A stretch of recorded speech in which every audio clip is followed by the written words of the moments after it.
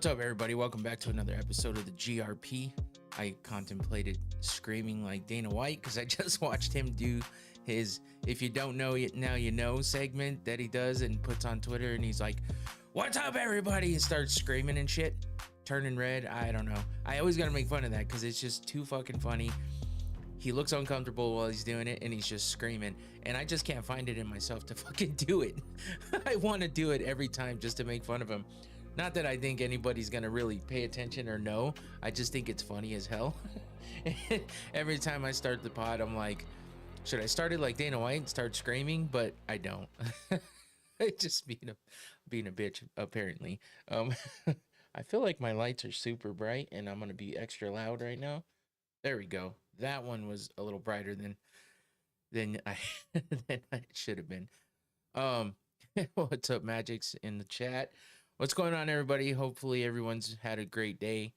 I had a hell of a headache earlier, and I was worried. I didn't even tell my wife this. I had a fucking headache, like middle of the day. I thought about coming home because my head hurt so damn bad. I sat in my truck with my head on my steering wheel for like 10 minutes, feeling like my head was going to explode. But I got home and I just focused on what I needed to do, and everything felt better. Actually, it felt better earlier, but yeah, now she's giving me shit. Nice to know. I know, but my dog had a vet appointment today, and she told me everything about what happened at the vet appointment and all that. So I forgot. I forgot, which is good because I needed to focus on what I needed to do and not worry about my head hurting or anything else like that. So it's gone. Don't need to worry about it. I got the drink in hand. I'm ready to go. But other than that, not too bad of a day. I'm glad it's Thursday, pod day, and a day before the end of the week, which is always good. So I'm just here ready to talk about the first pay-per-view of the year, UFC 311, happening this Saturday live, coming from LA, even though there's lots of fires and everything like that going on. They're still having the fights because, from what I understand, they got close to the venue, but not that close, and they actually had a basketball game not maybe last night or the night before, I don't remember. So the UFC is in full effect, ready to go, ready to put the event on, which is good for some people to take their mind off of what the bad stuff happening over there. Feels a little weird though, because you're just like all excited about these fights, ready to go. People are going to be at the venue, and yet there's still stuff happening in that area, and it feels a little weird. But hey, got to make the money, got to entertain. The show must go on, I guess. It's just super coincidental and weird that it's happening in the same city that all of the fires are happening. So, got to still send out the, good thoughts and well wishes to everybody that's out there, going through all that and dealing with all of it. Regardless of how you feel about any of it, conspiracy theories and all that other bullshit. I'm sure everyone's sick and tired of hearing about it or talking about it. But it's probably more people are sick and tired of hearing about the TikTok ban. So maybe that's the thing. But yeah, regardless of any of it, hopefully LA is okay after and things just start calming down with all that, and everybody's, can start rebuilding, regrouping, all that good, stuff. But anyway, yeah, the TikTok ban is supposed to happen Sunday, but of course you still get all the news about how it might be saved. I heard something earlier about how supposedly maybe Biden's going to sign something to get it extended and then leave it for the Trump administration to figure out. Who knows? We might not be able to have TikTok on Sunday. Some people don't give a shit. Some people are extra sad. Some people are indifferent. Some people are extra happy. So I don't know. I'm kind of in the middle where it's like, yeah, it's going to suck. But at the same time, it is what it is. We've seen social media come and go. But I think this one is one of the bigger ones that's going to impact people a lot more because so many people are making money off of it, getting famous off of it somewhat, social media famous at least. And shit, there's a lot of stuff to learn on there, man. I have a bunch of videos saved. I don't do this a lot, but I even categorized them in like food and tech stuff and everything else. So all that's gonna go away if it gets banned. But I mean, I do learn. Honestly, I only save the things that matter, which are the things that I learn from. So you know, it's not all bad. And it's also good entertainment, fun. You get a lot of funny videos. You learn about other people. Yeah, no, me organized. Hey, hold on. I am organized in some ways. But yeah, I mean, it is also a time waster, a brain rotter, whatever else you want to call it. All the negative shit. There's always negative with all the positive and everything else. So it is what it is. We'll find out soon enough if you're gonna go into next week with no TikTok. Um, so whatever. Until then, go follow me on TikTok as it's going down on the screen. Uh, just in case it doesn't go away. Who are you telling? I have hundreds of recipes I want to try saved on there. Oh yeah, Magix knows what's up with the recipes because he cooks as well. And yeah, sometimes that's the only place you get ideas for cooking. I know I run out of ideas all the damn time. I don't cook like I used to. I used to do it for a living, so I was more motivated. Now I feel like it's stagnant and I get bored and or I just have no motivation to think about what to cook. So but yeah, TikTok gives me ideas, and I mean, I know I can get it from like Instagram or Facebook or whatever else, but I don't know. It's just a weird, different dynamic when you get on TikTok and watch some of these things and how they're put together. It grabs your attention more. It's easier to not figure out, but easier to follow, I guess. Um, but whatever. Uh, in the end, I guess we'll find out what happens. But you can follow all my other social media going on down there. I'm also on Spotify, so you can listen to audio only version of the podcast if you can't watch YouTube for whatever reason, or you just want to listen to audio only. That's cool. I do have a lot of visuals on here, though. You can watch the video on Spotify as well, but I encourage everybody to watch it here on YouTube, at least part of it, or come back and watch it for a little while. Get me some views. Share it, get me some more subscribers, help me grow the channel because this is what I'm passionate about and what I like to do. And who doesn't like to grow their stuff and know that their content is, you know, being viewed and liked by other people. So hopefully it is, and hopefully everyone can do something like that just to help me out a little bit. It's hard to remember to hit that like button when you're watching the video, but it's right there. So just take a second, do it while you're watching. And if you're just listening, just go to YouTube later and scroll through the page real quick and just like the video. That'd be cool. Share it with somebody. So yeah, we got some other fight news, or maybe not fight news, but combat sports news in general coming up too. Some retirements, some free agencies, some RIPs to organizations, some weird shit happening on planes, all kinds of stuff going on this week, which is a change from what's been happening over the past few weeks, month maybe, because it's been kind of just, I don't know, nothing happening. But now the year's ramping up and it's starting to happen. All the news is coming in, all the drama's going on, everything's happening now. So we're getting to we are in the middle of the month, and that's when, you know, it's like New Year stuff is over, holiday stuff is over, so let's get to it. Let's get going on the year. And now everything's happening. So Infinity helping me out there. I did remember, bro. I actually have it sitting right here on purpose because I do forget. As you can see right here, my bottle is sitting right in front of me so I could remember. But thank you for that reminder, Infinity. I appreciate that. That's a good boy watching my back. But yeah, he's talking about my sponsor, which is Noctane smelling salts. Hit that QR code, go check out the website. It's a cool website, very informative and very appealing to the eyes. But smelling salts, they're fun. They help you wake up a little bit, give you a nice little adrenaline rush if you're a power lifter or weightlifter in general. That's what a lot of people use it for, but I use it to wake up, be alert, and you know, get a little more lively and not be all ugh. Could have used it earlier, except my head hurt and I didn't want to chance it, so I didn't do it. But I'm gonna do it now because yeah, I got a lot to talk about, so I got to be awake and alert.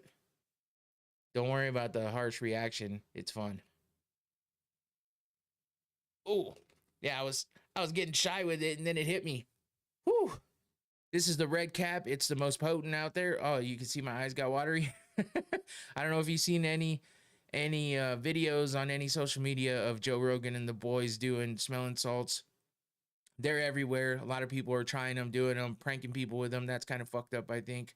But if you are brave enough, go give them a try. These are the most potent. The red cap, there's a black cap that's about medium potency, and then a white cap that's for beginners that want to try it out and not, get the harsh reaction right away, but still get a good reaction from it. You can get all three of those potencies on Noctane, smellingsalts.com. Check out that QR code and get yourself a bottle.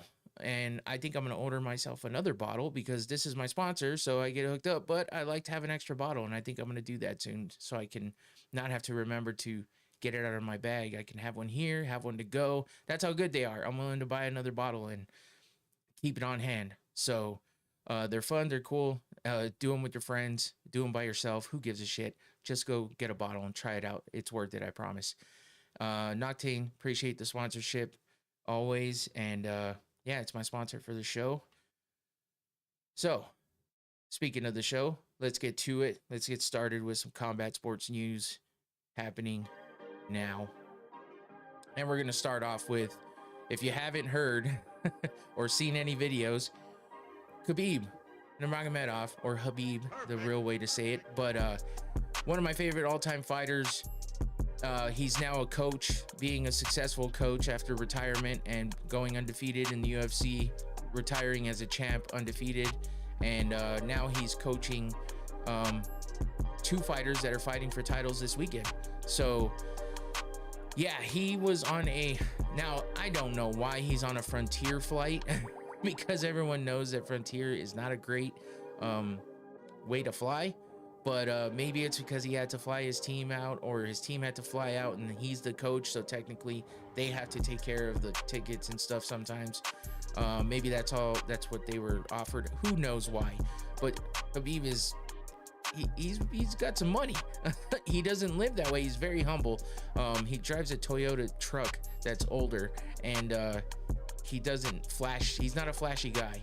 So he's very humble, and when it comes to that, maybe that's why he was on this flight. I don't know, but he sat in the exit row, as you can see there, the emergency exit row, which, as everyone knows that's ever flown before, has more, leg room and stuff like that. But you have responsibilities. When presented with these responsibilities, apparently, according to the staff on the plane, he didn't automatically agree to everything. Supposedly he was giving him issues, but Khabib isn't like that. So we all know what the fuck's up. And on top of that, who wouldn't want that guy to be there? He's strong, he can beat some ass, and he's disciplined. So how the fuck can you think that he's not going to be helpful in that situation? And some fucking Karen on the goddamn stewardess staff or whatever didn't feel comfortable having him there. Fucking crybaby.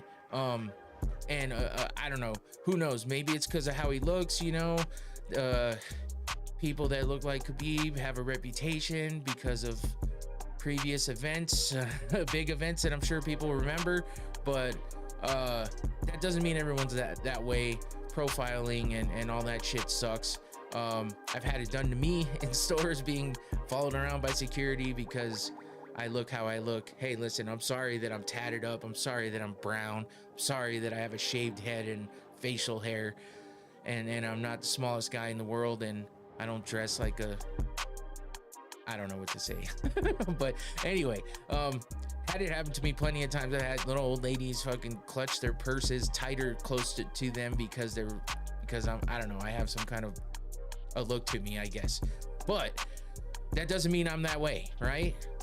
So I don't know, they did this to Khabib. Here's the video, a little bit of what happened that somebody recorded.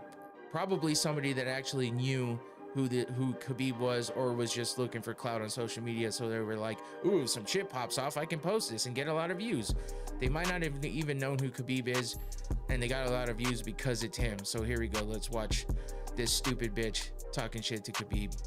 I know the language, I know the It's not about the language. I know how to help you, and now you guys, because this woman don't understand what she So he said, she said, it's not about the language because he said, what? Because I don't speak your language clearly or something like that. And of course, that's probably one of the reasons why. Okay, so what we're gonna do is we're either gonna have you switch your seat because my flight attendants are not allowing you to sit in the exit row, or you're gonna have to get off this plane and then we'll have to leave because they're not comfortable with you. Because they're not comfortable with you sitting in the exit, in the emergency exit row. Again, who the fuck wouldn't feel comfortable knowing who Khabib is and his team? They're the most reliable people to have there. They're the ones that are going to be able to fucking help people, and they will help people. And yet some stupid crybaby decided that it wasn't acceptable for them to sit there because maybe he didn't quite understand her in the moment. He's not a loud guy. Maybe he didn't answer her the way she liked for him to answer, and I get it. There's all kinds of rules and regulations and all this bullshit, and if people feel uncomfortable, they're allowed to say it and on a plane, and then shit goes crazy and stupid. People make a big deal about a lot of shit. He's not on a plane screaming about how some motherfucker's not real that he just saw, if we remember that from earlier last year. He wasn't doing anything. He's sitting there. He said he agreed to doing what he was asked to do, and now they're telling him that he needs to move because they don't feel comfortable with him there. Like, shut the fuck up. My flight attendants. And unfortunately, it is fair. Yes, and see, it's kind of weird, you know. It's not like he's like, hey, dude, what the fuck you, you know. That's what I'd be saying. I'd be like, hey, how about you shut the fuck up and go cry in the corner and let me sit here in peace. Maybe I wouldn't say all that right off the bat, but you pissed me off enough. That's probably what I'm gonna wind up saying, and I would have got kicked off the plane. I've seen people say worse shit and not get kicked off a plane, and yet and he's sitting there as humble as can be, saying it's not fair. Like, why are you doing this? You know, if he was that person, he would have been a little deeper into being like, why would you do this to me? Why, you know, if it was a woman, she'd be crying because they're kicking her off the plane.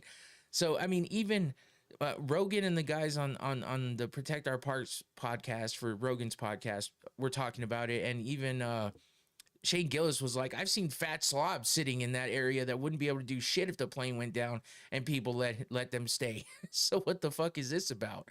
You guys, when I was not checking, they asked me, do I know English? Yes, I said. and they said yes. I understand that, but it's also off of their judgment. But it's also off of their judgment. So because some stupid crybaby bitch decided that she was going to be all in her feelings, and I don't feel comfortable, this isn't right, when he said yes to everything, agreed to everything, and was totally fine.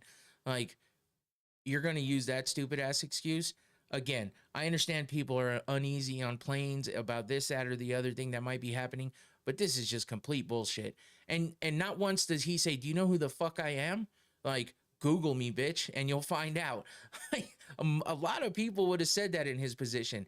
He could have been like, I can buy this plane and fucking do what I want with it. I could buy this airline and fire you. Like, shut the fuck up. But he doesn't say any of that because he's humble. He's Khabib. He's a cool guy, and he's just there chilling, minding his own fucking business. And these people got to be assholes. I'm not going to do this back and forth. I will call a supervisor. You can either take a different seat, or we can go ahead and escort you off. If that isn't the Karen of all Karens to respond, the way to respond, I'm not going to do this anymore with you, and I'll just call a supervisor. Shut the fuck up. Which one are we doing? We're gonna meet you. Okay, I'll call a supervisor, and then we're going to have to rebook you for a different flight. Josh, do you copy? So they'll rebook him for a different flight. That's all it is. They just don't want him there. So that's, I mean, if anything, just be like, listen, you can deal with the authorities, or you can do what we're asking you to do. But instead, this is what you get. Like, and I don't know who Josh is, but Josh isn't going to be able to handle what could come to him if Khabib wanted to really do some damage, which he won't, but he could. And if that's Josh, Jesus. Not my buddy Josh. Not you, Josh. So there he goes. He just gets up quietly and leaves, because that's the kind of guy he is. He's not going to cause anything. Nothing. He just gets up and leaves. And his team leaves with him because they're his boys, and that's, you know, that's how it goes. It's fucked up. It's fucking stupid, and we all know it. But I guess you got to do what you got to do. And he just got up and left and said whatever and got a different flight, which is the easiest thing to do. But why do people have to act that way? It's bullshit. It's completely unfair, like he said. And if they only knew who he was, that might not have happened. So here's his statement. He said on January 11th, 2025, as flight 4401 from Las Vegas to San Francisco was preparing. Oh no, this isn't what he said. This is what they said. This was a statement from the airlines. A flight attendant initiated the customary briefing for exit row passengers. Khabib, who was seated in the exit row, was asked multiple times if he was willing to be able to assist in the event of an emergency. According to the flight attendant, Mr. Nurmagomedov did not respond despite repeated attempts, which placed him in non-compliance with blah, blah, blah, blah, blah. Shut up.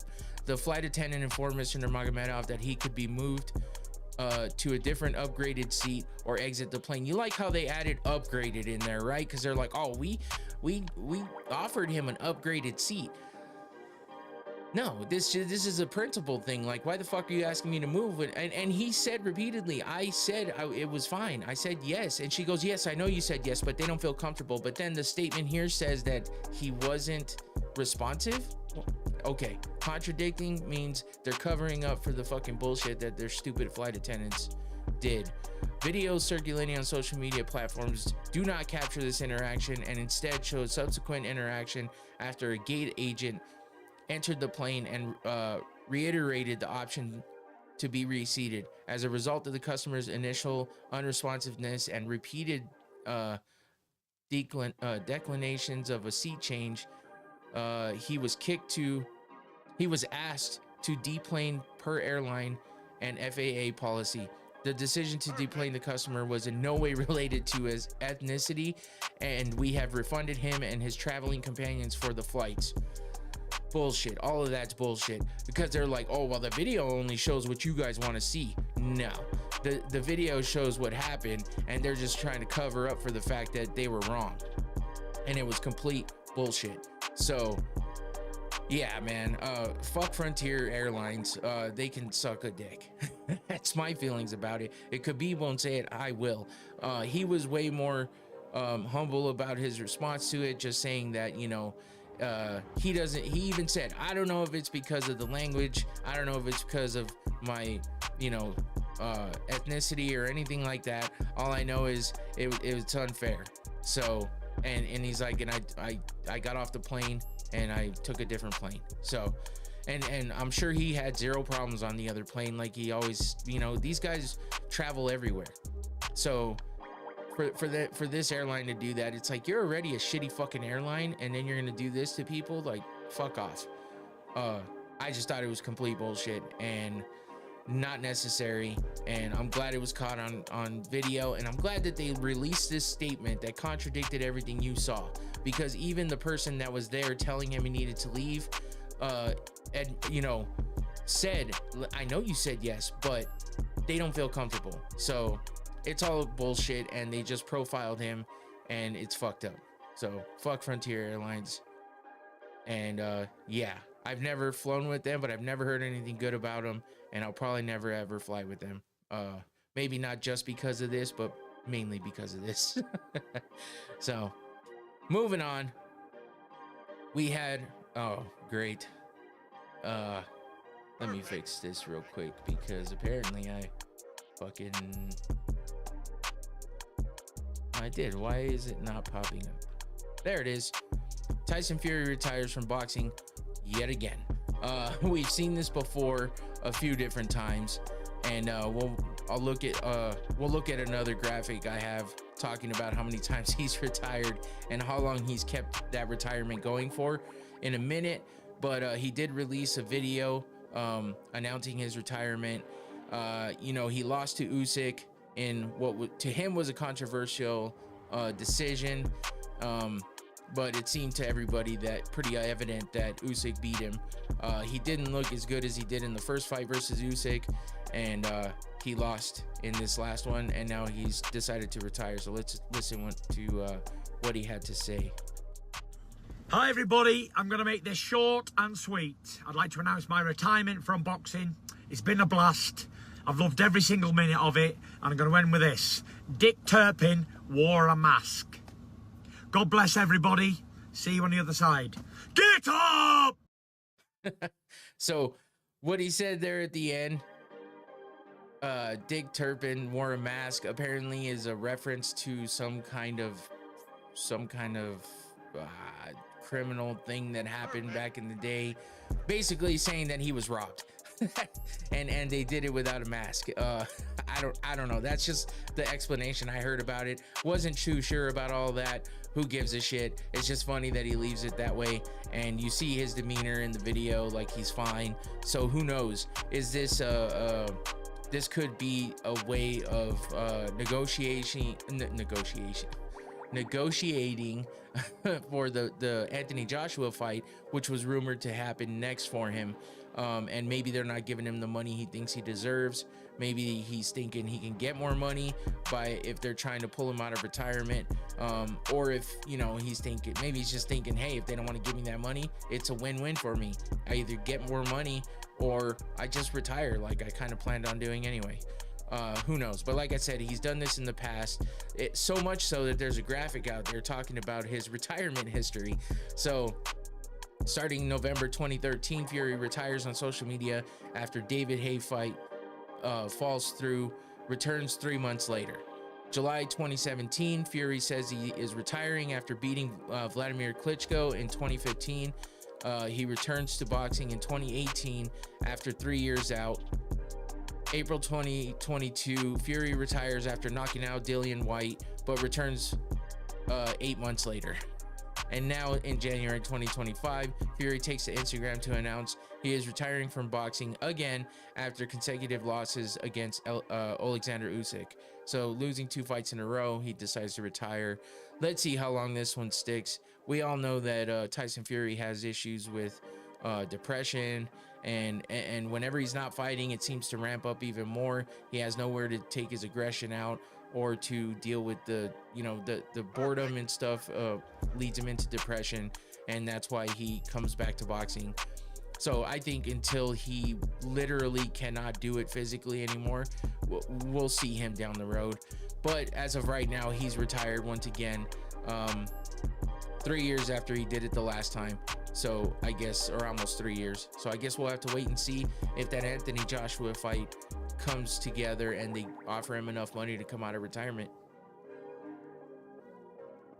Or maybe he's doing this so that then he can fight in exhibition matches and do a bunch of easy fights that he can make tons of money off of, kind of like Floyd Mayweather does.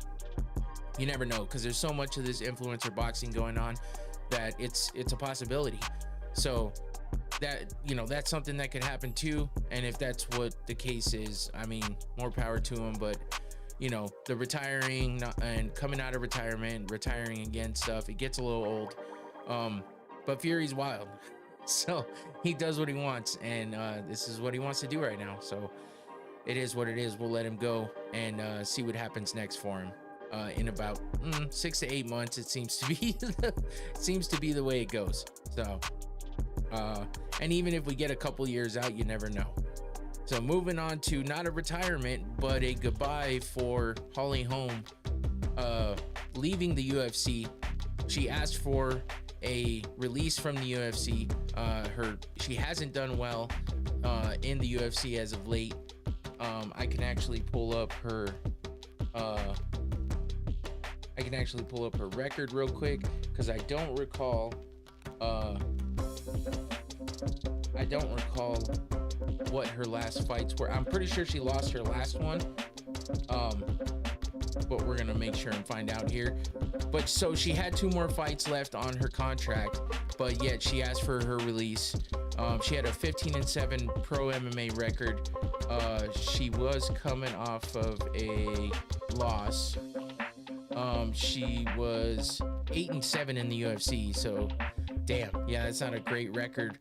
Yeah, she was coming out that loss to Kayla Harrison. I forgot. Kayla Harrison made her debut in the UFC against Holm and finished her in the second round with a rear naked choke. Before that, it was a no contest to Mayra Buena Silva, and before that, she had a win So in her last 4 fights, she only had 1 win. But yeah, she decides to step away from the UFC, and who knows what's going to happen, because, you know, like I said, she had 2 fights in her contract. She didn't retire, and she just asked for a release, and she got it. She was granted that release by the UFC. That was weird. My light just flickered. But she was granted her release, and I mean, there's opportunities now, because if the UFC released her from her contract that she still had 2 fights left on, that means she can go wherever she wants to do whatever she wants and not have to worry about being under contract with the UFC and getting their approval or anything like that. So who knows? Maybe she moves over to the GFL, and maybe they offered her crazy money, because the GFL is snatching up everybody. All of the ex-UFC fighters, any fighter that has a big name, they're signing them. I just saw Chad Mendez, who retired, is now coming back and fighting for the GFL. All kinds of people. So who knows? Yoel Romero. There's so many people going to GFL, and with that happening here, coming up in April, I guess we'll have to wait and see. But the GFL's making moves, man. They got I talked about Cain Velasquez being a manager of one of the teams, and then or a coach, I think. I just saw that Ray Longo signed on as a coach for GFL, which is crazy, because he coaches a lot of people, including Merab, who's fighting this weekend, Aljamain Sterling, Chris Weidman, so many people in the UFC right now. But now he's moving over to the GFL. I'm sure he's still going to coach these guys and corner them and stuff, but he's also going to the GFL to be a coach over there. So I guess we'll see what that brings. But Holly Holm, not sure what she's going to do. You got to remember, Holly Holm was also a professional boxer, and a successful one at that. She was a champion over there. So there's some fun fights that could be made with Holly Holm going back to boxing. And right now, women's boxing is pretty popular and pretty relevant right now. So maybe that's her plan, go back to boxing, since she hasn't been doing so well in MMA. I'm not sure. So we'll have to wait and see what Holly Holm does next. Everyone will remember her knockout of Ronda Rousey. She's the first one to knock her out and to stop that crazy title reign that Ronda Rousey had, and the popularity behind it. So she's done big things in her career, but in MMA, she, not looking so good after she lost the title, after beating Ronda Rousey for it and stuff. So, that's just how it goes sometimes. And she is older. I believe she's 40 now, or 41, something like that. And maybe she's just going back to boxing, going back to what she knows, or some kind of variation of boxing. Who knows? There's bare knuckle out there. There's a lot of stuff that she can do now, as opposed to when she left boxing and just went to the UFC. It'll be interesting to see what she does, though. So maybe she winds up at PFL. That's another organization that she could go to. I would say Bellator, but Bellator is officially dead. It is done. They announced this week. Bellator is officially over. The PFL has decided to go ahead and let that name go, basically, because they absorbed Bellator last year and got all their fighters, or last year, the year before, I don't even remember at this point. But the fighters haven't been happy that have come over from Bellator, because they're not getting the fights that they expected to get, because their contracts from Bellator were kind of crazy. Like, the amount that they were getting paid, it's like Bellator signed all these guys to new contracts right before they closed up shop, pretty much. And PFL just didn't have the means to sustain fighting all these guys and girls. So there's a lot of them getting out of there, including Patricky Pitbull, or Patricio, I think it's Patricky, that just got released finally from the PFL after not having fought for however long, since Bellator's been done with. And now that they're getting rid of all events with the Bellator name and just merging them with PFL, he's been the most verbal of everybody, talking about how they're not holding up anybody's contracts, they're not paying people, they're not fighting people.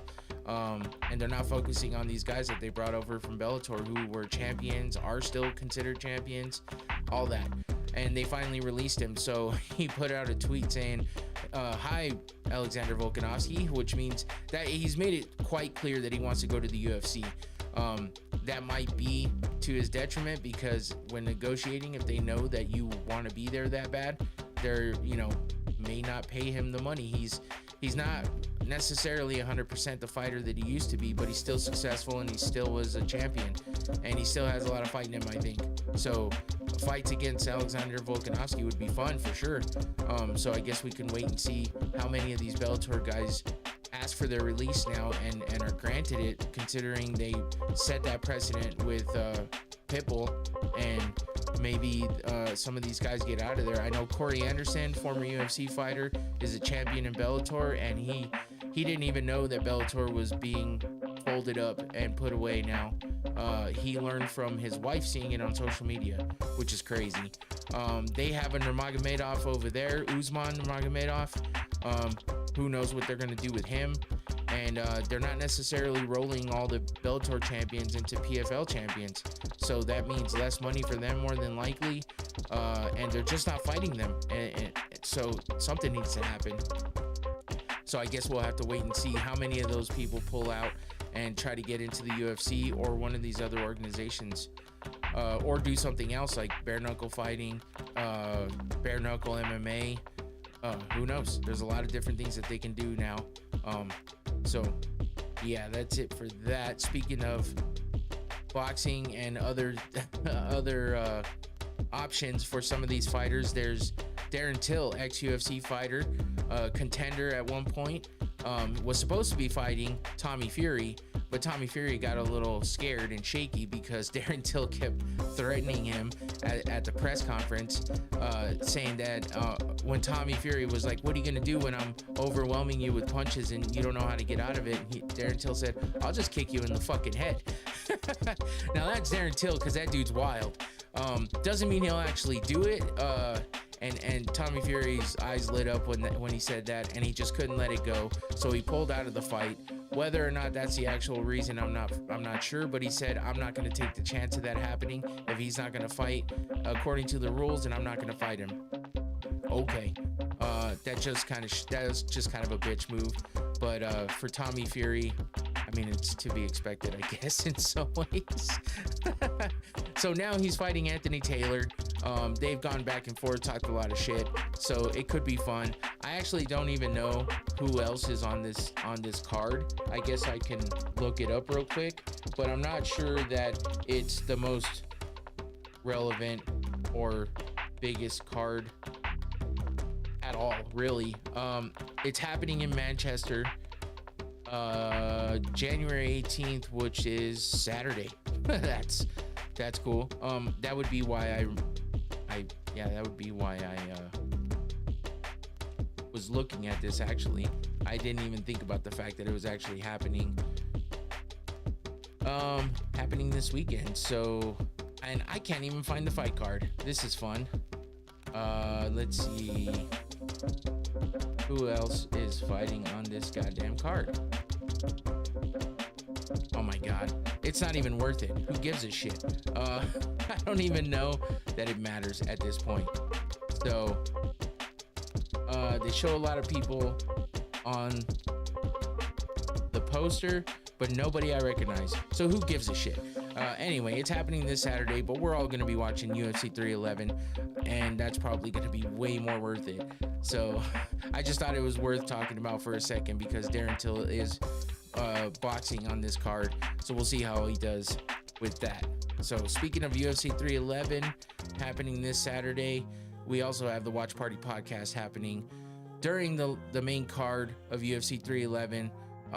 2 title fights happening: Islam Makhachev versus Arman Tsarukyan. The rematch, they fought a while back, and Islam won that fight, but now they're fighting for the title. That was a non-title fight back then. Islam is now the champ and has been, and Arman's trying to come and take that title from him. So it should be a good fight. And then we got Merab Dvalishvili versus Umar Nurmagomedov, Khabib's cousin. and that should be a damn good fight too for the title. It could be really good, or it could get a little, I don't want to say boring, but slow, just depending on where that fight goes. But it definitely could be very exciting as well. Either way, this is a great card, and we're going to get into talking about that here in a few. But don't forget to tune in on Saturday, same time, same place, right here on the Going Rounds Podcast YouTube channel. Actually, it'll be 8 p.m., not 7 p.m. The main card starts at 8 p.m. Arizona time. So when that main card starts, we will be going live, and I'll have Mr. Golf and Glory, Clark will be here. I was thinking about the fact that I haven't actually spoken to my buddy Josh, who's been on the watch parties before. So I'm not 100% sure if he's going to be here or not. So it might just be me and Clark. It might be me, Clark, and Josh. Either way, we're going to have some drinks. We're going to have some fun. We're going to have some live reactions to all the fights on the main card. It's going to be a good time. So tune in Saturday during the main card of UFC 311 for the Watch Party Podcast here on the Going Rounds Podcast YouTube channel. Check it out Saturday. Let's move on to the recap of UFC Vegas 101. Mackenzie Dern versus Amanda Ribas 2, the rematch of their fight from back in like 2019 or something like that. And yeah, it was a pretty decent card to kick off the year. This was the first fight card of the year, first fight night that happened last Saturday, and headline with the women starting it off for the year.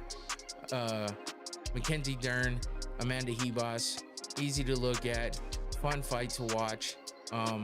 Good outcomes. There was a lot of finishes in this card, so that was a good thing, because you know, sometimes when you start off the year with a very boring card, it kind of sucks, especially when we waited like 3-4 weeks to get a fight and we had no UFC fights, and then we get a shitty card. That would have sucked. But we did not get a shitty card. It was a pretty damn good one at that. So there was a lot of drama, a lot of craziness happening, and the first fight of the night was a decision. Nurilo Aliyev versus Joe Solecki for the first prelim fight of the night in the lightweight division. Aliyev got the win to continue to be undefeated, moves from 9-0 to 10-0 with that unanimous decision win over Joe Solecki. And the drama started early, because in the second fight of the night, we had Fatima Klein versus Victoria Dudakova, and Fatima Klein got the best of Dudakova with his big elbows on the ground, and that's where she got the finish for the TKO. Busted open Dudakova, bloodied her up, and Dudakova was not happy at the end of the fight. She was all up in her feelings and pissed off, and she took it out on her coach / husband apparently. And here's what happened. After the fight, they're, you know, trying to stop the bleeding, waiting for the official decision. He comes over to console her. She slaps the shit out of him. And she tells him to get away, gives him the look of death, and is talking some shit. Let's watch that again real quick. There they are. And there's the slap. She's like, get the fuck away from me. Well, apparently, per her translator, or the translation of the conversation, it seems like she felt like her coach did not pay enough attention to her and cared little about the fighter. She said, you didn't even come over, you just sat there, and points to the corner. That's how little you cared. With the frustration of this fight being her second straight loss in the promotion, it all led to an incident that could surely be called out by Dana White. But what will his reaction be? That was the headline or whatever that was written about that. She did come out, I saw, I think yesterday or earlier today, saying that her feelings got the best of her. She you know, apologized for her actions and said nobody deserved to watch her basically throw a little temper tantrum and slap the shit out of her coach / what I think was her husband, from what I read, but I'm not 100% sure on that, so you know, take that with a grain of salt. Either way, it's her coach. Regardless, it's her corner man, and she smacks the shit out of him because she wasn't happy with his coaching, his reactions, or any of that. So kind of funny way to for the second fight of the night. Moving to the third fight of the night, Bruno Lopez versus Magomed Gadzhiyasulov. Lopez gets the unanimous decision win in the light heavyweight division to move him to 14-1 and gives Magomed his first loss in his MMA career. The next fight was the women in the strawweight division, or I'm sorry, the flyweight division. Ernesta Karaskate versus Nicole Caleri. Karaskate gets the win by split decision and moves to 6-1. And then we go to Jacoby Smith versus Preston Parsons, which was a pretty fun fight actually. Winds up a minute and 13 into the first round. We got Jacoby with the left hook TKO over Preston Parsons. Jacoby moves to 10-0, continues to be undefeated, and there's the big finish with the hammer fist trying to drop down as the ref is trying to stop the fight there. So big knockdown, big TKO for Jacoby Smith, and continues to be undefeated there. Thiago Moises versus Trey Ogden, unanimous decision win there for Thiago Moises in the lightweight division. One of the few decisions that happened on this card. And then we get to Marco Tulio versus Ihor Pretoria, which I thought was going to be a pretty good fight, and it was a first round finish for Tulio with the TKO, right hook to ground strikes. As you can see here, he bloodied up Ihor Pretoria and moves Tulio to 13-1 with the win over Pretoria. There's your finish as he knocks him down, and then finishes him with some ground and pound as the ref breaks it up there. But you can see how bloodied up Pretoria is. Not a bad fight actually there. Pretty good knockout. Moving over to the first submission of the night, which was Felipe Bunez versus Jose Johnson. 2 minutes and 4 seconds into round one, Bunez gets this nice armbar finish here in a catchweight fight at 128, and gets the win over Jose Johnson with that nice armbar. Back to the TKO, and it's Punahele Soriano versus Uros Medic. Nasty fucking knockout for Punahele Soriano here in the welterweight division. 31 seconds into the first round. A lot of fast finishes going on in this card, so if you missed it, maybe go back to some ESPN Plus and take a look. Pretty good fights to start off the year, like I said, and we're still in the prelims right now talking about Punahele Soriano. Oh, I'm sorry, this was the first fight of the main card. Just kidding. But the prelims, as you heard me talk about before. Hey, Cold Art Maker, what's up? Short guy. Cold Art Maker back in the chat. I haven't seen you in a minute, man. I know it's kind of been some downtime, but welcome back. Yeah, we had Punahele Soriano with this nice knockout of Uros Medic here in 31 seconds into the first round, and we get this pretty dope picture of the walk-off for him with Medic in the background. That's a pretty dope picture if you ask me. So that was a good knockout for Punahele Soriano. And then we go to another decision, one of the few, but this was a good fight with Christian Rodriguez versus Austin Bashi. Bashi making his UFC debut. He was undefeated coming into this fight, coming from Dana White's Contender Series. And yeah, I mean, he was highly touted, but dude, Christian Rodriguez, C-Rod, is fucking all about killing people's dreams. Now, it doesn't mean Bashi's done, obviously. It's his first loss in MMA. It is his UFC debut, so he gets a loss right off the bat. But I mean, Christian Rodriguez is a tough opponent to fight coming in for your debut. And yeah, he likes to just end the hype, and he definitely did that here with this knee to the face, and then that big uppercut. Gets a unanimous decision win, just showing some of his striking abilities here. And he looked pretty impressive in this fight against Austin Bashi. And that brings us over to Chris Curtis versus Roman Kopylov, another good fight here. You know, I was expecting this one to be pretty good. You know, Chris Curtis he's a damn good fighter. He's durable, and he throws punches in bunches at times that are pretty impressive and hard. He hits hard as shit, as you can see by Kopylov's face, nice and bloodied up. You can see that punch at the top picture there, and then the blood at the bottom. But Kopylov was able to turn it around and get the win in the very last second of the third round, right before this fight ended. Roman Kopylov lands a big head kick there to Chris Curtis, and Chris Curtis stumbles, goes down, and basically just doesn't look like he's able to get up. Mark Smith, the ref, calls it, and Curtis is just right away arguing, saying he was fine. It was kind of a flash KO, I think, but either way, he didn't look good. So I'm not sure really if he could have done anything to turn it around, but it was the last second of the fight. So a lot of people are just kind of talking shit about the fact that, you know, maybe the ref could have let it go. But it's not their job to watch the time and to play off of the time. If it looks like to them that maybe the fight should not have continued because of the damage or because of the state of the fighter after getting knocked down, it is what it is. But, you know, I can also see from the other side, like, let it go that last second. We know he's going to lose. I don't think he would have won. It was a close fight going into the third round. It was 1 round apiece.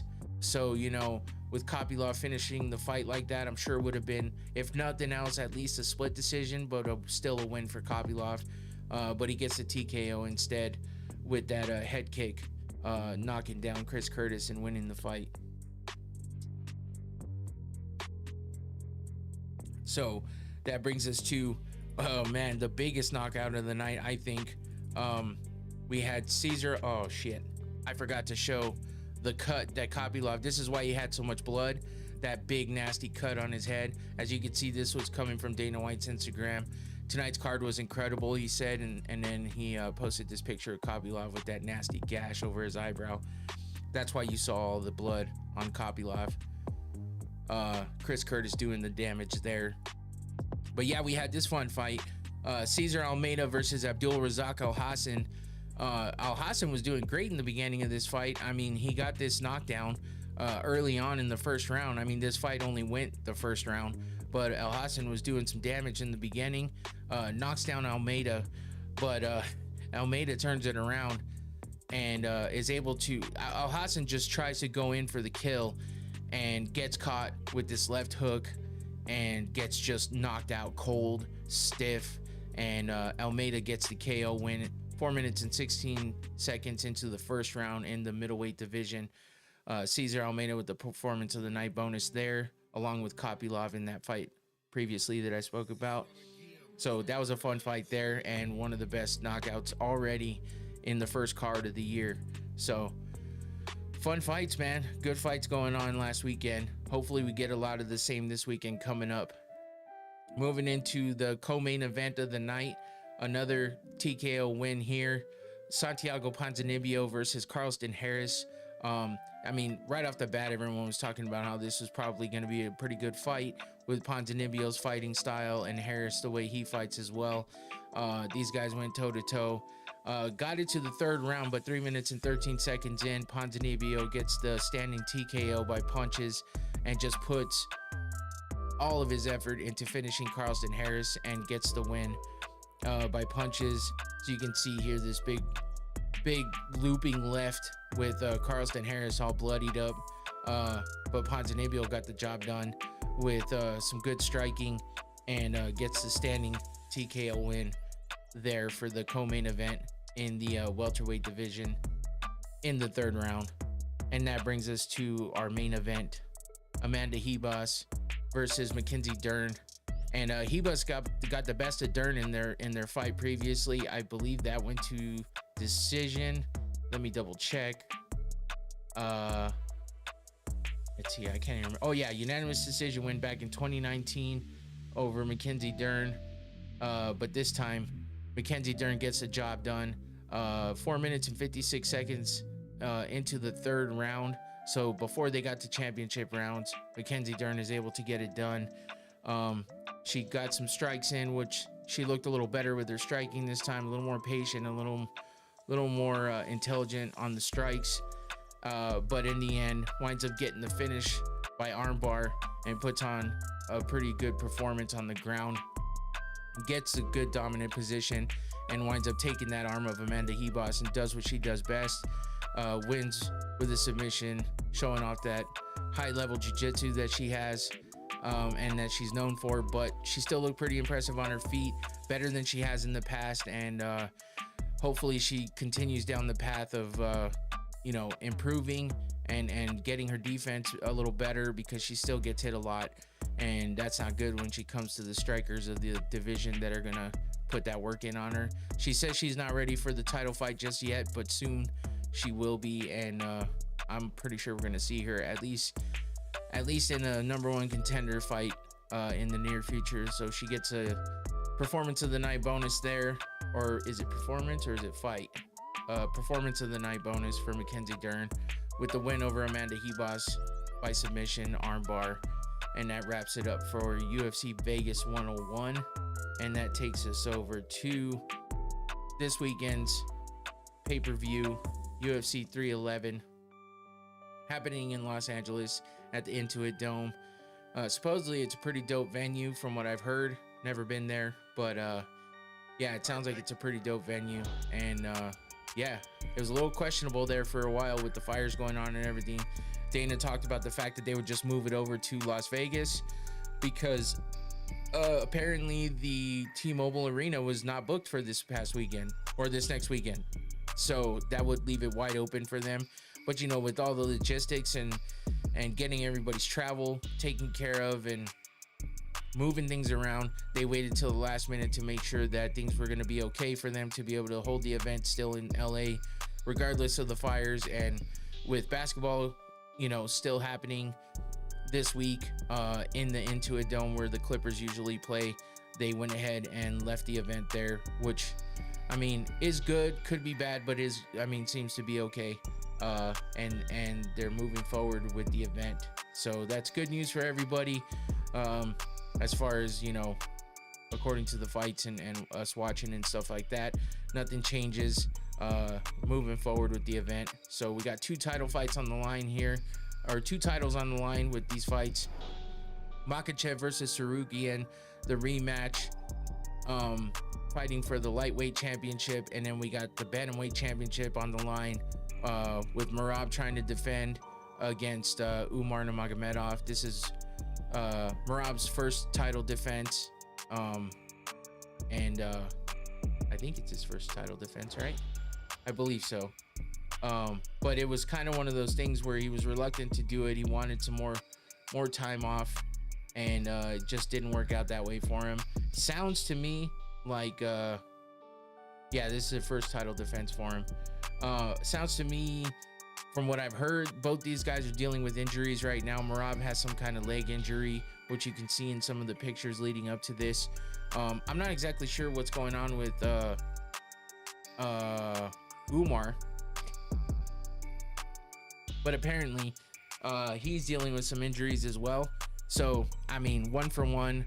Hopefully that none of it's gonna play a big part in the fight happening on Saturday, and we'll get a good one out of both of them. But that's yet to be seen. This is happening this Saturday, January 18th. And I will be having a watch party. So 8:00 p.m. Saturday night, 8 p.m. Arizona time. Whenever the main card starts, you just want to tune into this YouTube channel right now that you're watching. And join us for the Watch Party podcast. So not a bad card here happening for this pay-per-view, first one of the year. Some of the lower card, not real big names, but still could be some pretty damn good fights. And overall the card is pretty good, especially with the fights after this beginning portion of the prelims. But sometimes we get some of the best fights coming out of these, and some of the craziest things happening, as we saw last weekend with Dudikova and slapping her coach, and all the finishes that happened on that card. Hopefully we didn't waste all the good juju on that first event of the year, and we get a lot of finishes in this fight as well. But regardless, I'm excited because, you know, we've had very little MMA happening, especially the UFC, for the past few weeks. So it's nice to have a big pay-per-view starting off the year and getting it going. So let's see what this one brings us with these two title fights. Looking at the prelims, we got Tagir Ulanbekov versus Clayton Carpenter in that first fight of the night. 15-2 for Ulanbekov, 8-0 for Carpenter. So we'll see if Ulanbekov can take that O from Carpenter, or if he's going to stay undefeated. This happening in the men's flyweight division. We got the men's bantamweight division up next with Ricky Tercios, the Ultimate Fighter winner, versus Bernardo Sopaj. Tercios 12-4, Sopaj 11-3 in the bantamweight division there. And then we got Renya Nakamura versus Muin Gufarov in the bantamweight division as well for the men. 9-0 for Nakamura, trying to keep that undefeated record against the 19-6 Gafurov. I'm not sure if I'm saying that right or not, but that's all right. And that brings us to the women's bantamweight division. A lot of lower weight fighters in this prelim card, but we got Carol Rosa versus Aylin Perez. Aylin Perez with the OnlyFans that she's definitely not shy on. So if you're into that, go check it out. Yeah, no comment.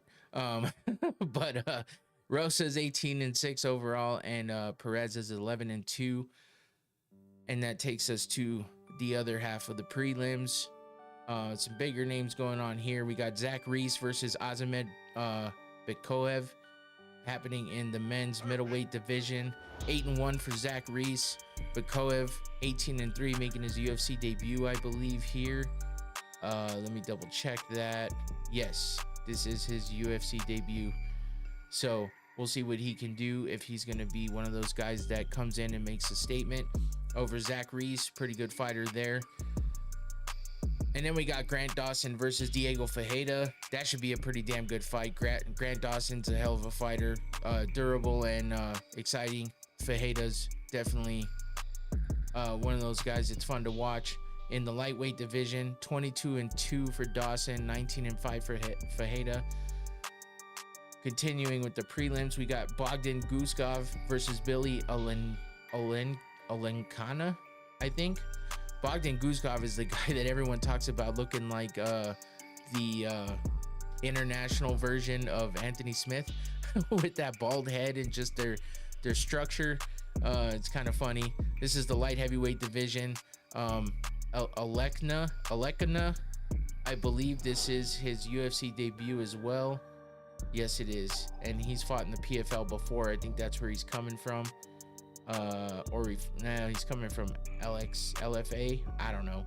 But he's fought in the PFL before. So making his UFC debut, trying to get a big win over Guskov. That's a fucking tough fight to debut on, though. So 16-3 for Guskov, 7-1 for Alekna. And yeah, it's the big boys there. And moving on to the even bigger boys in the heavyweight division. Jailton Almeida versus Sergey Spivak. That should be a pretty damn good fight. 21-3 overall for Almeida. Spivak 17-4. Both these guys pretty damn good fighters in that heavyweight division, and you can always expect a good one from these guys. So should be a good fight for the second to last prelim. And then we move into the featured prelim with the popular Peyton Talbot versus Hani Barcelos. Hate him or love him, Talbot is a damn good fighter. Impressive, good fight IQ, definitely good technique, and just a lot of good skills coming from him. But Hani Barcelos is one of those guys that's a younger guy but a vet in the game. 18-5 overall, but Peyton Talbot is 9-0, looking to keep that undefeated record against Barcelos. So that should be a fun one to lead us into the main card of UFC 311. So let's check that out. Starting off with the big mouth Kevin Holland versus RDR Rainier de Ridder, coming over from one championship. This is his second fight in the UFC. He won his first one. He won his first fight against Gerald Meerschaert with a arm triangle choke in the third round. That was a fun fight. A lot of good ground game going on in that fight against Gerald Mearshart, GM3. But De Ridder's excellent on the ground, super dangerous down there. But Kevin Holland can hold his own down there as well. Holland's 32 years old, 25-12 overall, 13-9 in the UFC, 13-2 in KO TKOs, 9-3 in subs, 4-7 by decision. So Kevin Holland does not want to go to decision. We know that. He's coming off a loss. And then we got RDR, Rainier De Ridder, 34 years old, 19-2 overall, 1-0 in the UFC, 3-2 by KO TKO, 13-0 by subs. That's your stat that you want to pay attention to there, because he's never been submitted. And even though Kevin Holland has 9 submissions, he has lost 3 times by submission, and those have all been by pretty good guys that can fight on the ground. His last win by decision was an armbar in June of last year that earned him a Performance of the Night bonus there. So he is coming off a loss to Roman Dolidze. That's Kevin Holland. But Rainier De Ridder's 2-0 by decision, by the way, too, which we saw Kevin Holland is 4-7. And yeah, he's got that losing record by decision. So RDR has a pretty good chance of winning here if you're looking at just the numbers, because he's undefeated in the submission category and he's really good on the ground, and Kevin Holland has been submitted before, so he's got the upper hand there with 13 submissions to Kevin Holland's 9. And then he's got definitely a better winning record, 2-0 by decision, while Kevin Holland is 4-7. So if it stays on the feet, I mean, RDR has, skills on the feet as well, but he's definitely the best on the ground. So if they can keep it on the feet, Kevin Holland has a better chance of winning. But if it goes to the ground or to decision, seemingly Big Mouth might not have a good time that night. And it always seems like he has trouble. As soon as he gets in trouble, he can't get out of trouble. So Kevin Holland has a weakness, and that is frustrating him and getting him in trouble right away, and then he seems to fold after that. So, but regardless of that, he's still a great fighter and he still has a lot of good skills. So there is good potential there for a great fight against RDR, coming over from one championship for only his second fight in the UFC. That's your first fight on the main card in the men's middleweight division. And that moves us over to the lightweight division. Beneil Dariush versus Renato Moicano. Dariush was in title contention. I think fought for the title once, actually, against Oliveira. Either way, been a contender, but he is getting older now, 35 years old. Got a lot of gray hair going on there. He just always has looked older than he actually is, but kind of a weird dude, very religious as well. Not that matters, but that's what he seems to focus on a lot. So you hear a lot of that coming from him, especially in his post-fight, or in cage kind of interviews. You know what I'm saying? Anyway, he's 22-6 overall, 16-5 in the UFC, 5-5 by KO TKO, 8-1 by submission, and 9-0 by decision. He's on a 2-fight losing streak though, going up against Renato Money Moicano, who you're gonna definitely get a crazy interview from him if he gets the win and gets on the mic, because he always has something to say, whether it's intuitive, whether it's shit talking, whether it's calling people out. Most of the time he always has something good to say to everyone, and it's just intriguing and interesting. So definitely watch out for that if Moicano gets the win here. By the way, in that last fight, I think I picked Kevin Holland for the win. Just to throw my picks out there, I will have a visual at the end showing all my picks for the main card, but I just forgot to talk about that. So I'm pretty sure I picked Kevin Holland in that first fight. Not sure why. That's just one of those I went back and forth on it, and yeah, I'll talk about it a little more. But Dariush coming off a 2-fight losing streak, like I said, but Money Moicano is 35 years old as well, but looks a lot younger. 20-5 overall, 12-5 in the UFC, 2-3 by KO TKO, 10-1 by submission. So similar kind of records here. 8-1 by decision. He has lost one fight by decision, as opposed to Dariush, who's never lost by decision. But Moicano's on a 4-fight win streak. So this one should be interesting, because Dariush can be a killer, but it just seems like he's fallen off a little bit and hasn't been sharp with his skills as of late, considering the 2-fight losing streak. But his last loss was against the title challenger that's fighting in this fight on Saturday as well, Arman Tsarukyan. He lost by TKO in the first round in December of last year. So that was his last loss. And then before that was a Charles Oliveira loss by ground and pound in the first round as well. That was in June of last year. So that was not a title fight like I thought, but I think it was like a number one contender fight or some shit like that. I don't remember. Definitely been in contention for a while though. But now with these last two losses, hasn't looked good for him. Before those last two losses, he was on a 8 fight win streak, with wins over Thiago Moises, Drew Dober, Drakkar Klose, Scotty Holtzman, Diego Ferreira, Tony Ferguson, and Mateusz Gamrot. So he had some pretty big wins, looking impressive. A few decisions in there, but some TKOs as well, and a couple submissions. So he does a little bit of everything, but those decisions seem to come across more often. So if this one gets a decision, Dariush has a bit of the upper hand, but I mean, Moicano's a killer. He's on a 4-fight win streak, like I said. Let's look at who his last wins are over. BSD, Benoit Saint Denis, was his last win. Doctor stoppage because he busted up that eye of BSD back in September of last year.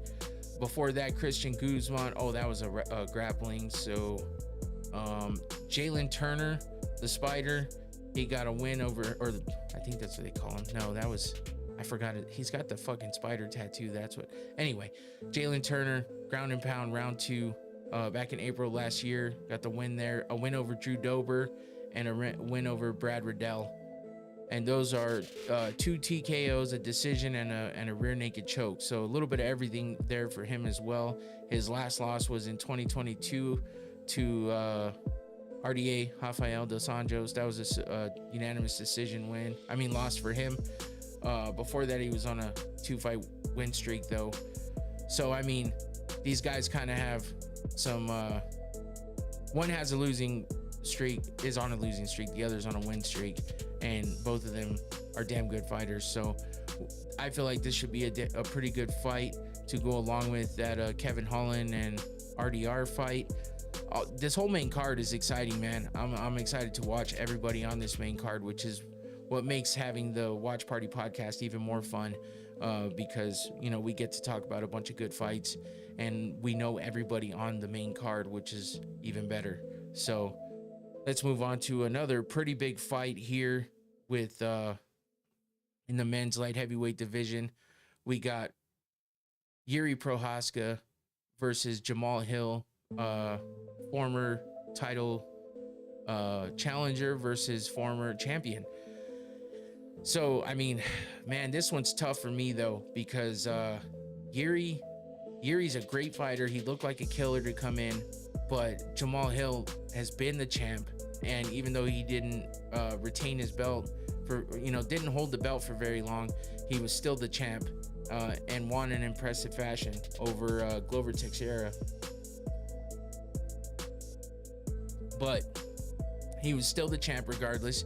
Yuri is just one of those guys that, he looks super impressive, but Alex Pereira just has his number, and he did not look great in both of those fights against Pereira. So, but Yuri is 32 years old, 30-5 overall, 4-2 in the UFC, 26-4 by KO TKO, 3-1 by submission, and 1-0 by decision. Coming off a loss, Jamal Hill is 33 years old, 12-2 overall, 6-2 in the UFC, 7-2 by KO TKO, no wins or losses by submission, and 5-0 by decision. He's also coming off a loss to Alex Pereira. I think they both are coming off of losses to Pereira. But we got, oh man, I gotta find my button. Here we go. But yeah, so I mean, Yuri again, just one of those guys that like he loses to somebody that just seems to have his number and looks bad, but when he gets wins, he looks great and he looks like a world beater. His last win was against Alexander Rakic. In the second round, he got ground and pound TKO back in April of last year with a performance of the night bonus there. Alex Pereira was his last loss. That was the title fight against him. And then the loss before Rakic was Pereira as well. So, Yuri was Yuri was a fucking champ as well. He's the one that won over Glover. And then who beat him for that? Shit, I don't remember. Oh, Pereira did, right? I don't even remember. Anyway, both these guys are former champs. I don't know why I was thinking Yuri wasn't. Too many names in my head right now. But yeah, so Pereira's been the only one to beat him in the UFC, and he beat him twice. So Yuri's just not good when it comes to Alex Pereira. But Jamal Hill lost to Pereira as well, so that's where we get kind of a stalemate there on paper, because you know, overall, a lot of people hate Jamal Hill, and I think it's because it seems like he makes a lot of excuses for his losses. Some of them are valid, some of them are a little weird, but you know, regardless, he does lose. And yeah, so he did win the belt over Glover. See, this shit's confusing. Either way, since he lost the belt, since he won the belt, he only had one fight to defend the belt, and that was to Alex Pereira, and that's when Alex beat him. So yeah, that was his last fight, was against Alex Pereira. He had a couple canceled belts, one against Khalil Roundtree, one against Carlos Oldberg, both from June of last year. So he hasn't fought since April of last year with that Pereira fight. So we'll see what he has for Yuri. I feel like this is going to be a good one. I think I went with Yuri in this fight. He is the slight underdog, I think, against Jamal Hill. But I don't know. I feel like Yuri has what it takes to win. And Jamal just, I don't know. This was a tough one to pick. So I just I think I actually put down that I was going for Jamal. And then I changed my mind at the last second. So we'll see what it comes. I think it's going to be a good fight overall, though. Let's go to the first title fight of the night in the co-main event. Merab Dvalishvili versus Umar Nurmagomedov for the Bantamweight Championship. Merab with his first title defense happening against Umar Nurmagomedov. And it's only,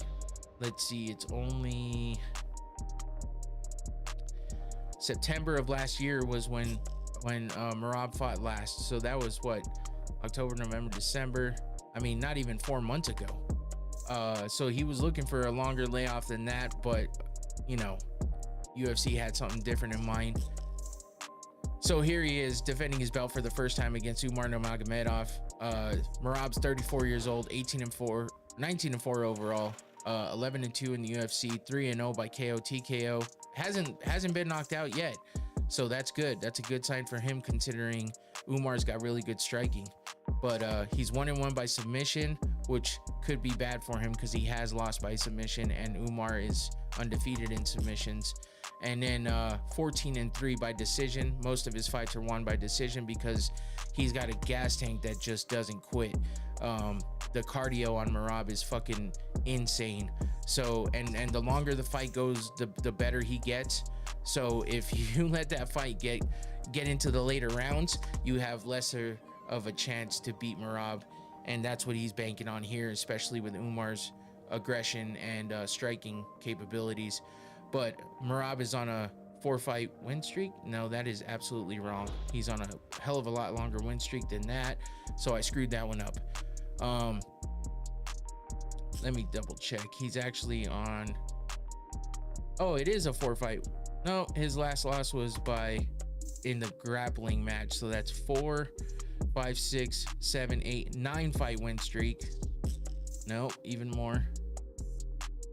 10, 11 fight win streak. So that should have been 11 wins in a row. God damn it. The grappling shit, Tapology, man, they screw you with that stuff. If you're not paying close enough attention, I got to remember to look at that a little closer next time.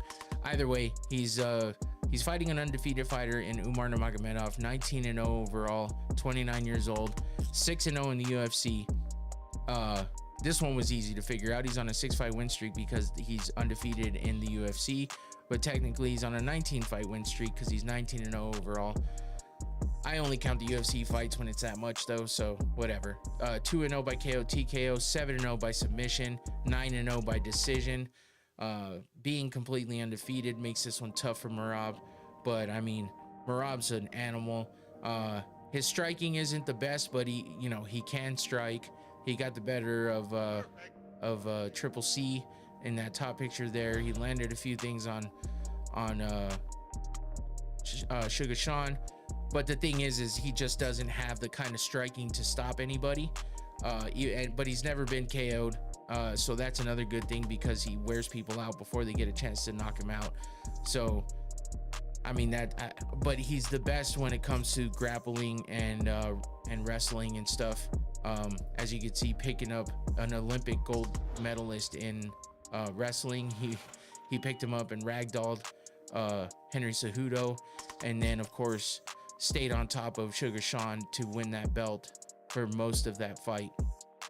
Just dominating in the grappling and wrestling and the groundwork. So Merab definitely has the nickname The Machine for a reason, and that's because that cardio is insane.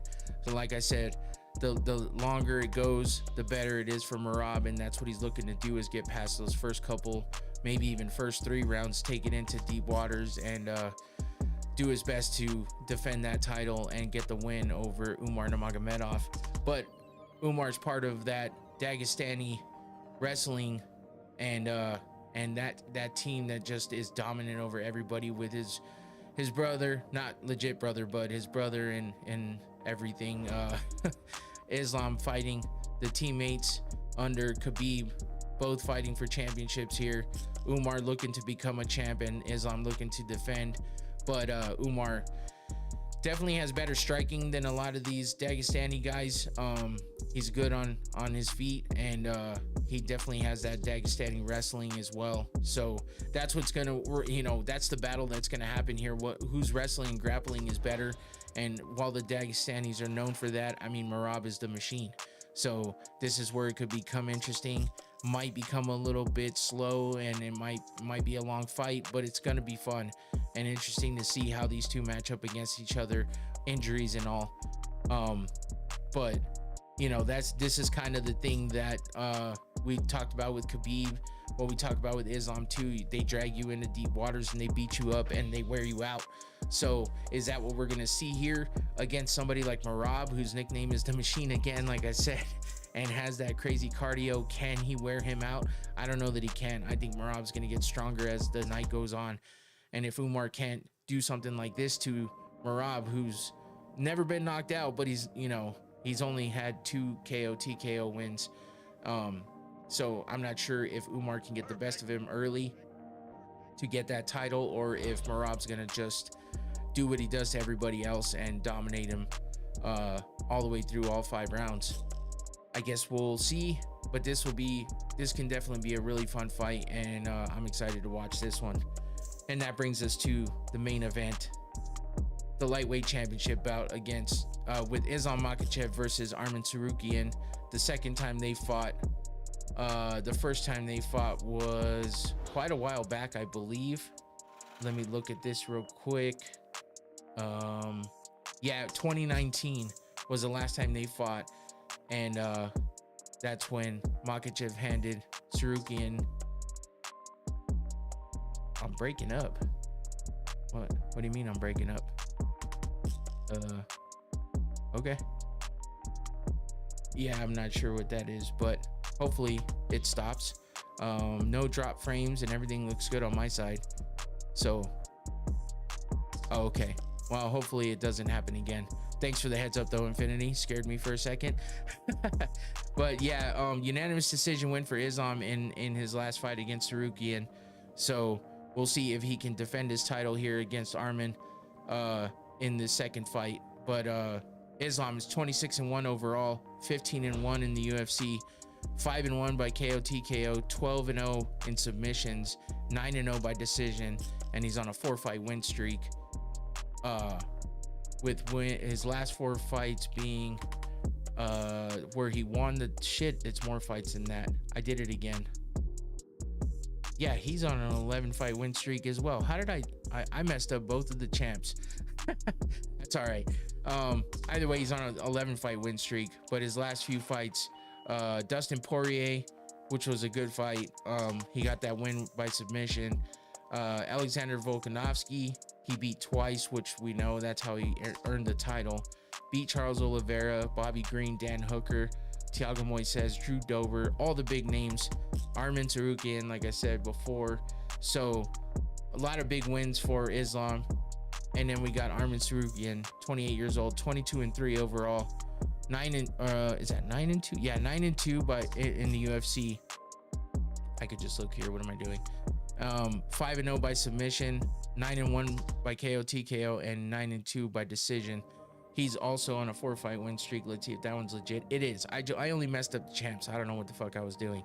But Arman's last 4 fights that he's won, Charles Oliveira, Beneil Dariush, Joaquim Silva, and Damir Ismagulov. You know, not the biggest names like Islam has fought, but Islam's been a champ for a little bit, so he's had the, you know, bigger name opponents. Arman's last loss was to Mateusz Gamrot. That was by unanimous decision back in 2022. So, yeah, I mean, with Islam, he's got the striking, he's got the submissions. I mean, he's got everything. That's why he's the champ right now. And this one's definitely going to be interesting considering it's the second time they fought. And, you know, he beat Arman by unanimous decision last time. But, you know, with all of his skills, I mean, he's only lost once by KO TKO. Never lost by submission and never lost by decision. So this is going to be interesting, and it's going to be a tough fight for Arman to try to come in and take that belt from him. But here's that submission against Poirier in the last fight, which we all were sad to see. And then of course the walk away after knocking out Volkanovski, another one we were sad to see. But you can't. I got Merab winning. I feel Umar the most stale out of all the Nurmagomedovs, or however it's spelled. Pop-Tart, that's hilarious. But yeah, I mean, I understand what you're saying there. The only difference I see with him, like I said before, was the striking. He's a little bit better with the striking than most of the Nurmagomedovs. They all rely on the grappling and the you know, wrestling and stuff, and wearing you out like that. But yeah, I mean, I understand where you're coming from with that. I kind of feel like I got Merab winning as well.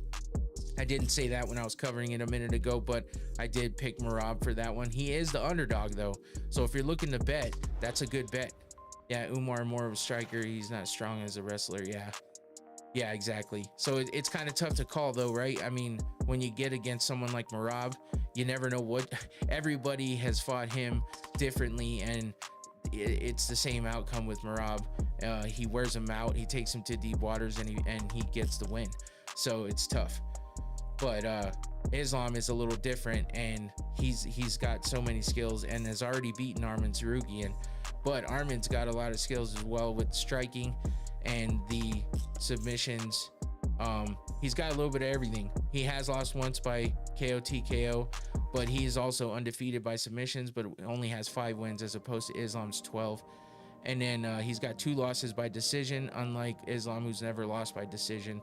So, but he also has 8 wins by decision. So this could get to, if it goes all 5 rounds, it's going to be interesting. Who you got, Yuri or Hill? I feel Hill more cleaner on his technique, and I got Hill. No, I understand that one as well. I'm actually just I changed my decision right before the show started, and I was picking Hill because I'm thinking Jamal Hill hits hard. But Yuri's just got that freaky weird style, and I feel like he's gonna kind of trip up Jamal, and I think he's gonna confuse him a little bit. And we saw what happened with Alex Pereira, that just the slightest bit of confusion for Jamal Hill, and it all went to shit. And Yuri has a little bit of a sloppier style, but it sounds like to me, from everything I've heard, he's worked on his defense, and he's gonna have his hands up more than he has in the past. So that's one of those things where we'll have to wait and see if he has, you know, really gotten better with it, or if he's, you know, hasn't worked on it enough yet. But yeah, this one's gonna be tough because of the fact that Jamal Hill hits so hard, and if he fucking gets a hold of Yuri has gone out before, like we've seen against Alex Pereira. So Pop Tart says, who you got, Kevin Holland or the other dude? I don't know the dude he's fighting. Is he good? Yeah, Rainier de Ritter was a 2-division champion. Actually, I think he might have been a 3-division champion in one championship. He's got really good submissions, some pretty decent striking. So he's a pretty legit opponent for Kevin Holland. And Kevin Holland's one of those guys like Jamal Hill, where as soon as he gets frustrated, it's kind of out the window for him.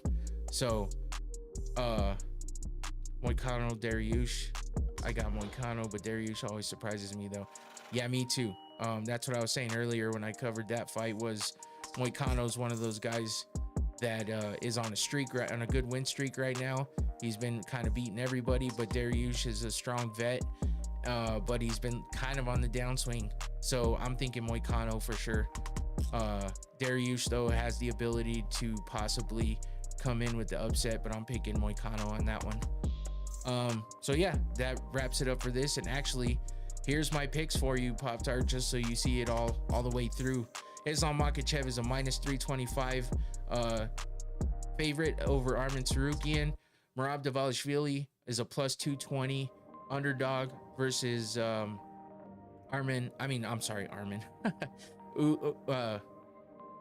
Nurmagomedov. Yuri Prohaska +114 versus Jamal Hill, so we got the underdog there. Renato Moicano -162 favorite over Beneil Dariush. And Kevin Holland, it's kind of a pick'em fight with Rainier de Ritter, -108. I think RDR was like -112. So let's fucking go. Hopefully everyone parlay hits on Saturday night. Hell yeah. Thanks, man. Good luck to you too if you're betting as well. Don't forget to subscribe and hit that like button, man. I appreciate the interaction in the chat, and I appreciate everybody else that joined in. And that's it for me. Take my parlay lightly. I don't have the best record in parlays. I always miss by like 1. I've won a couple times, but yeah, I don't have the best winning percentage, and I'm not afraid to say it. I'm straight up, I'm real about it. But yeah, good luck to anybody who's betting out there. Don't blame me if you bet on mine. Yes, I am doing a watch party podcast. Thank you for asking, Pop Tart. So check it out during the main card on Saturday night, starting 8 p.m. Arizona time. That's where I'm at. But as soon as the main card starts, we go live. We'll be in the studio here. Obviously, I can't show the fight, but we will be live reacting to all the fights and talking some shit, having some fun, having some drinks, because we always do. Oh, Jemayev Superfan. No, fuck, I missed it too. Holy shit, I forgot about the presser. I think that went on when I started the podcast. I missed it though too, man. Shit. I forgot about that. It was on at the same time. Yeah, Infinity saw, I guess. Maybe didn't watch it, but he saw that it was on. I'm gonna have to go back and watch it. I don't know what happened either. I just saw the presser. Merab and Umar were funny. See, that's what I was waiting on. I wanted to see what was happening with that. Anyway, everybody, come back on Saturday. Check out the Watch Party podcast. Enjoy the fights with us. And yeah, don't forget to like and subscribe and all that good stuff. Come back next Thursday. Yeah, definitely gonna go watch it now, Jemayev Superfan. Thanks a lot for all the interaction. Jemayev Superfan in the chat, Pop Tart, DJ Infinity, appreciate it as always. Cold Art Maker made an appearance for a second, appreciate that. And DJ Magix was in there as well. My wife. Thank you guys for all the support and the interaction. Take it easy. Don't forget the Watch Party podcast Saturday during the main card of UFC 311. Come back next Thursday for a recap and a preview and everything else going on. That's it for me. Take it easy. I'm out of here. Peace.